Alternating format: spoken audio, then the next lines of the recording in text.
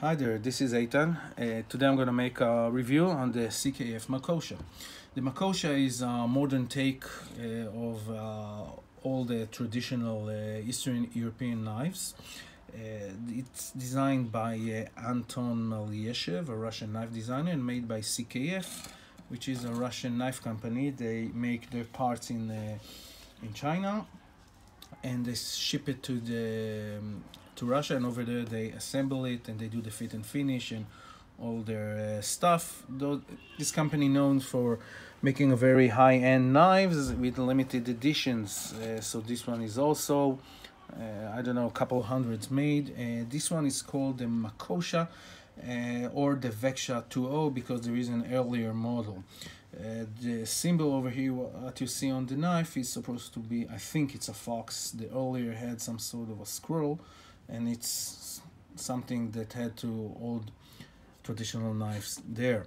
So the general size and specs, so we have from tip to toe 21.5 centimeters, which is 8.67 something like that inches.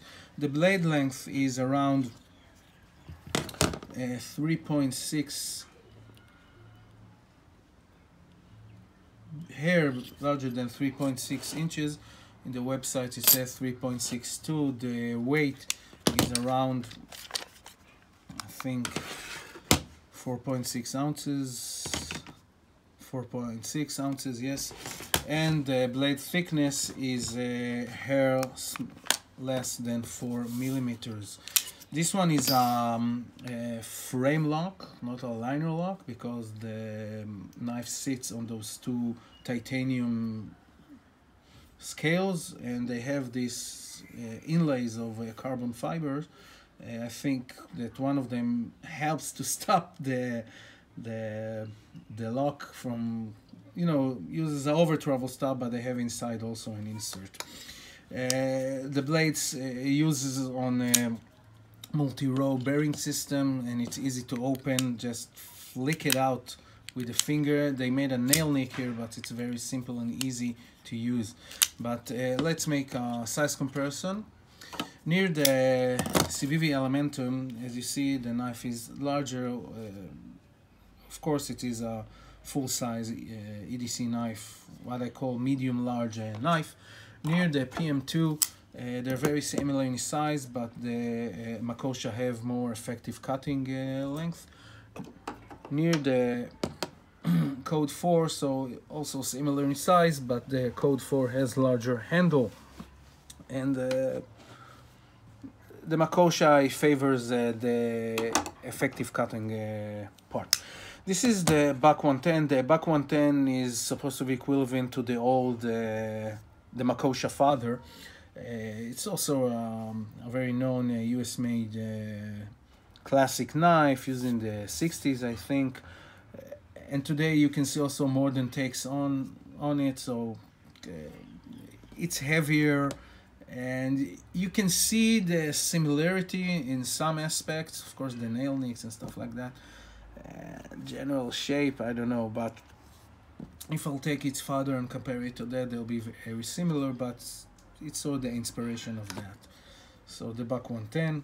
The Buck 110 is a large knife, and it's a bit larger than that. This is near the Recon 1. The Recon 1 is a very large knife. You see the Makosha is smaller, which put it well in the medium large knife. And this is near the Strider SMF. As you see, the Strider SMF has a beefier, larger handle, beefier, larger blade, but as effective cutting length, the Makosha. So what we see here is a very effective blade. The blade is made of M390 steel, hand rub satin finish. It has over here nail nicks and nothing that interferes in the slicing path. You can use the blade in full and use it. It's very good, and the grind is excellent. Sort of a flat grind that goes all the end. From 2/3 of the knife, it's from the top 80%, 90% or something like that, and then it goes to the whole length. They have over here some flats. It's not a full use swedge because you see it's over here very flat on the top and smooth. And the tip itself, just a second, I'll do zoom in again. I'll zoom in. The tip is thick enough, and it's not those PM2 fragile tips or surgical tips, as I say. Over here you have the CKF logo, and over here the blade steel. I like it very much. It's very, very simple. The shape itself seems like clippy, drop pointy, something like that. And it seems like you can take that blade, make it a bit larger, and it will fit a good fixed blade, like the cold steel Marauder, okay? So the blade is really, really a pronounced part of that knife, and it made very, very well. Also the finish of it, the plunge line, everything seemed very, very well made, suited to CKF knives. On the top over here you have this jimping. It's very gentle. This knife can be opened by using your nail nick to open it. You can use it just to open it by using your finger. The action over here is one of the things that separates it from the old traditional models, because it has a free fall action because this knife uses a multi-roll bearing system. No blade play whatsoever.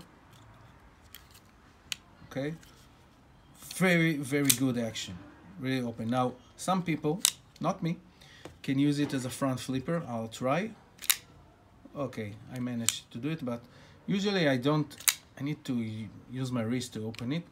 So it can also used as a front flipper if you into it.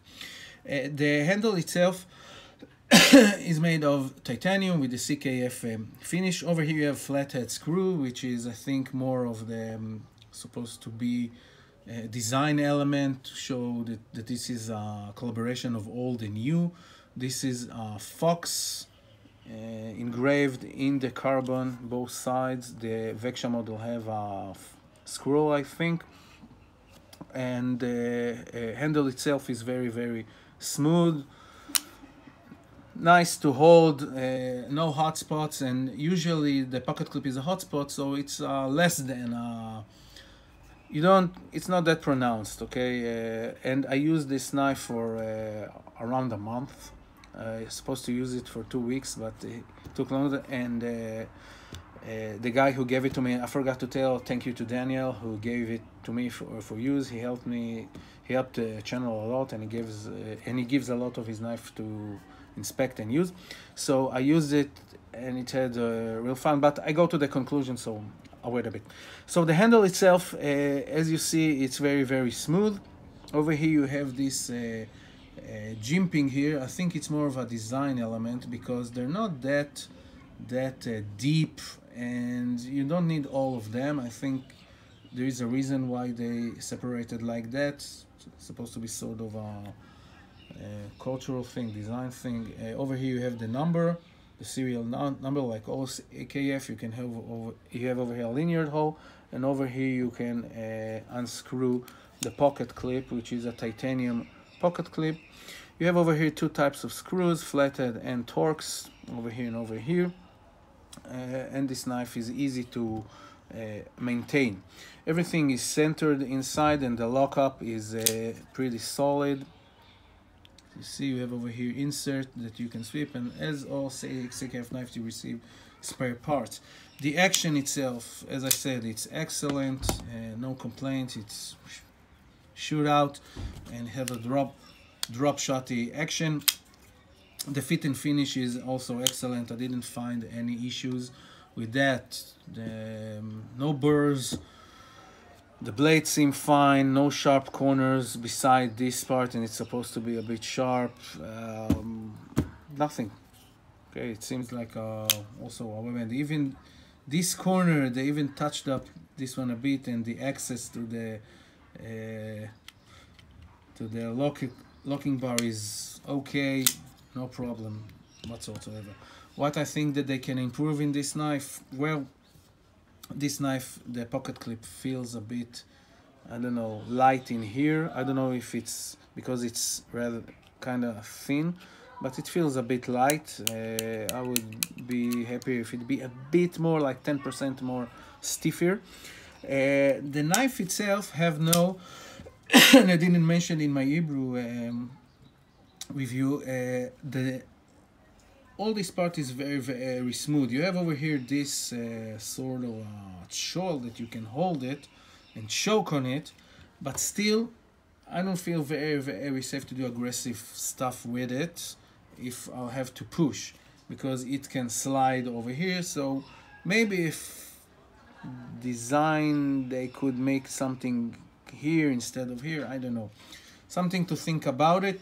But when you close the pinky and everything, it's okay. Some people might find that part a bit annoying, so you'll have to move it here. It's not a big deal, but guys with bigger hands than me won't have the ability to play with it too much. The price itself is around $300 if you can find it. The secondary market, you can find it at 300, 250, it depends on the shape of it. As all CKF knives, it comes with spare parts and stuff like that, which is very nice. The thing that is problematic, those are hard to get. So the final conclusion, I used this knife, as I said, around a month. And I think this is one of the knives that I liked the most from the CKF models that I ever held, because it's very simple and easy to use and straight to the point. It seems like a gentleman knives on steroids. And what I mean by that, it's something that have the capability to go, you can take it to military service, you can take it to outdoors, you can use it, no problem, okay? But it's a bit pricier, and maybe you would rather to use that model, which is cheaper and easier to cleaner and stronger. Okay, but this knife is like your gentleman friend that have a lot of muscle and can help you. It have a very, very good cutting power, and it's very easy to use, open, it doesn't look threatening, and as I said, it's very fidgety, and it works well as a knife. It's not those gentle gentleman knives, it's not those, it has a very aggressive and effective blade, and a good mechanism, and great hit and finish. So this knife is, if you can get one in a decent price, I highly recommend you to try to put your hand on one. I think the Veksha is made the same with small difference, so it doesn't matter if you take that one or that one, because you have over here some sort of a modern take on a classic models, and they improve the one of the largest issues that had in the classic models. They added a pocket clip, but you don't need a pocket clip if you use it a lot, because if you use it a lot, it's gonna be a hotspot. And they made the opening and closing very easy. The locking over here is very, very stiff and strong, no doubt. But if you're walking around it in urban environmental, or you use to open and close it a lot, stuff like that, it's easier to use and more fun to use, and the blade geometry is very effective. So this is my bottom line on that one. I think it's one of the best models they made as an effective tool, and the price is not that high, the secondary market. So if you can get one, I recommend you to try to get one. Hope it helped you, and have a great weekend.